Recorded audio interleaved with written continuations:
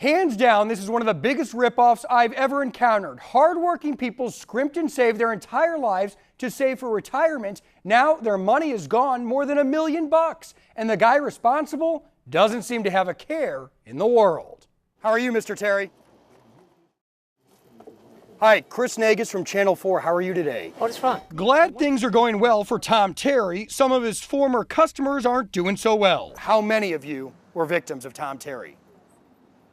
Everybody here. And these are just a few of the people who got bamboozled by the man who's been nicknamed Little Bernie. I think that the law of the land needs to be applied and wake this guy up and rattle him and treat him like Madoff, because he made off with our money. All of these people invested money in FIC, the Farmington Investment Corporation, formerly owned by Tom Terry. Flyers like this one advertised the rate of return. Customers could demand their money at any time, but when they did, it was gone. Barb, how much are you out?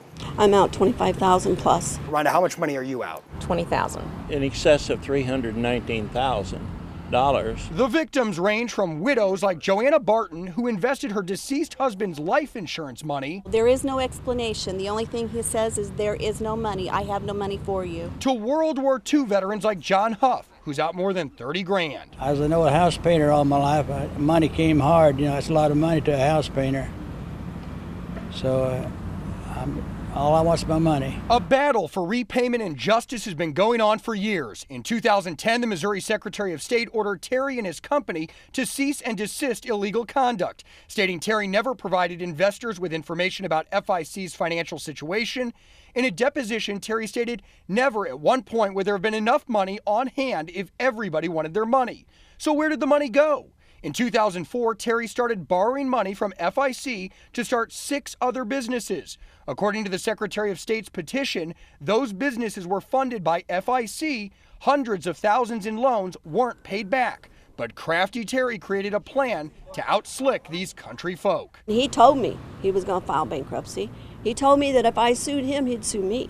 Terry made good on the promise, at least the first part, to file bankruptcy, and had the audacity to list all of these people as creditors, even an organization called Kids for Christ that invested with FIC to support summer camp programs. So what's Terry doing these days? He's still running FIC, but now the I stands for insurance. Mr. Terry, how are you? I caught up with him after lunch. Are you planning to repay these people back? Pay who back? What? Pay who back? Are you kidding? Pay back the customers that invested with FIC? It says here, according to the Secretary of State, you owe some $1.1 million to some 42 investors. No, you'll have to talk to my attorney. I mean, but any plans to pay any of these folks back? Pardon me? Any plans to pay any of these folks back? That's a corporation. The corporation, but you ran the corporation, correct? No, I sold it. He sure did. He sold it for a whopping $2,000. And according to his deposition, he's not even sure if the new owner paid the full amount. Which shows it was virtually worthless. I mean, can you tell us what you're planning to do to make this right? Mr. Terry, can we please talk to you? Nope. But don't worry about Terry. So far, he's avoided prosecution. He and his wife still collect a government check, close to $2 grand a month in disability payments, along with income from rental property. Not only is he hoping to avoid paying all of these people back, he's even asking the court to wipe out his credit card debt. According to the Secretary of State, Terry never had a license to sell securities in the state of Missouri. So what do lawmakers have to say about this? I asked Linda Black, who represents the Farmington area. Should this guy be prosecuted? Absolutely, he should be prosecuted.